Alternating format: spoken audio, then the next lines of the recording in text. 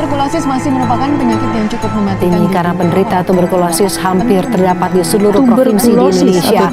Menteri Kesehatan meminta kepada masyarakat. Ironisnya, Indonesia menempati urutan kedua sebagai negara dengan kasus TBC tertinggi di dunia setelah India.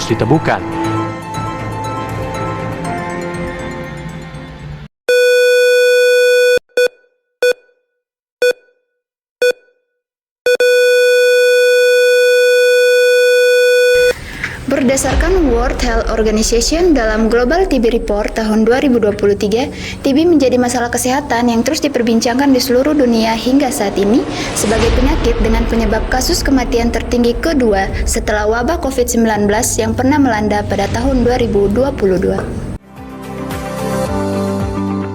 TB adalah penyakit yang disebabkan oleh adanya infeksi bakteri Mycobacterium tuberculosis. Infeksi bakteri pada pengidap TB melewati 3 tahapan. Yang pertama, infeksi primer, di mana bakteri penyebab TB terhirup oleh hidung atau mulut hingga masuk menuju paru-paru dan berkembang biak. Yang kedua, infeksi laten. Ketika bakteri mulai berkembang, sistem imun akan melakukan perlawanan. Ketika sistem imun berhasil melawannya, maka bakteri akan tertidur dan tidak aktif menginfeksi, sehingga orang yang terinfeksi tidak akan merasakan gejala apapun. Yang ketiga, infeksi aktif. Sebaliknya, saat imun tubuh tidak berhasil melawan bakteri yang masuk dan berkembang biak, maka bakteri akan bebas menyerang sel-sel sehat pada paru-paru. Kondisi ini akan membuat pengidapnya merasakan gejala. Penderita TB akan mengalami batuk dengan produksi sputum berlebih selama lebih dari 3 minggu.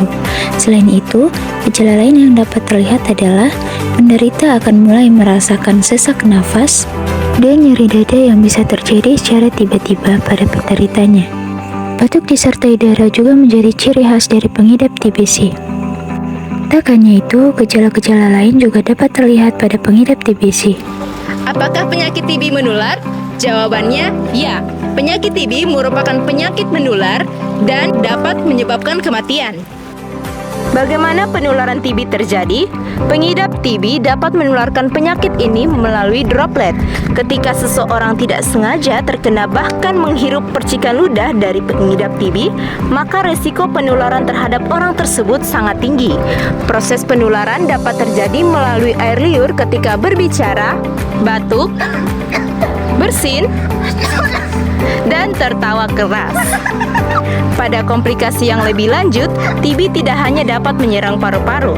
Bakteri TB akan mampu menyerang organ tubuh penting lainnya seperti tulang, kelenjar getah bening, hingga ke otak.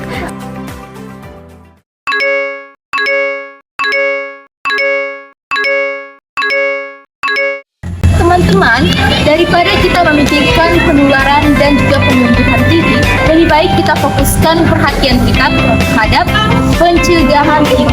Adapun pencegahannya di antara lain yaitu yang pertama, melakukan suntik vaksin BCG sejak bayi. Yang kedua, jika kita memiliki ruangan, harus dengan ventilasi udara yang baik. Yang ketiga, terapkan pola hidup sehat. Contohnya, konsumsi air putih. Yang keempat, gunakan masker.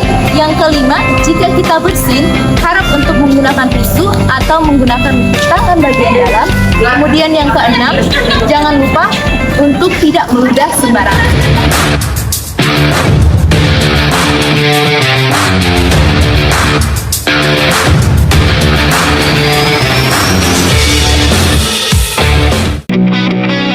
Penyakit TB tidak bisa disepelekan. Karenanya, jika kita menemukan gejala awal TB, maka segera bawa ke unit pelayanan kesehatan terdekat.